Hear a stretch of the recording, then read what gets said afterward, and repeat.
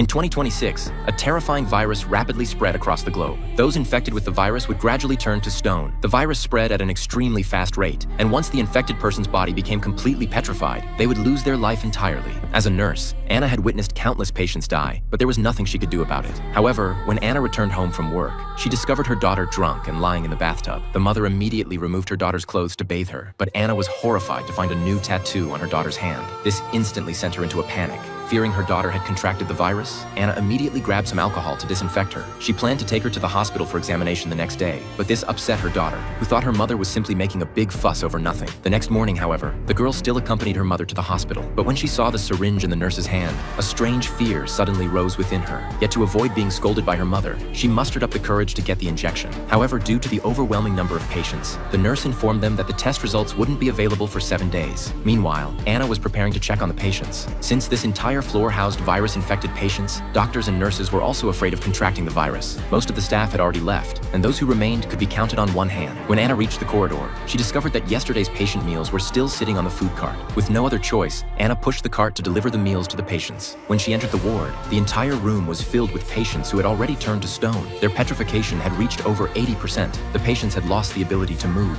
What came from their mouths was no longer air, but powder. They could only sustain their lives through machines. Fortunately, this virus didn't spread through the air. Just as Anna was delivering food to the last patient, she discovered that the person had completely petrified and lost their life entirely. Anna felt deeply disheartened, but there was nothing she could do to treat them. She unplugged the equipment from the patient's body and covered them with a white sheet. At the same time, the girl had finished her examination and returned to school, but she felt an unbearable itching all over her body. Just as the girl kept scratching her arm, the teacher suddenly called on her to answer a question, but the girl hadn't noticed that the wound on her arm had split open. Blood dripped down her arm onto the desk. The classmates were terrified when they saw this. The teacher quickly told the girl to go to the infirmary to treat her wound. The classmates urged her to leave immediately, as if the girl had become a demon. Seeing this, her boyfriend immediately chased after her, but instead of going to the infirmary, the two hid in the bathroom and began kissing in secret. Little did they know, this act would lead to lifelong regret.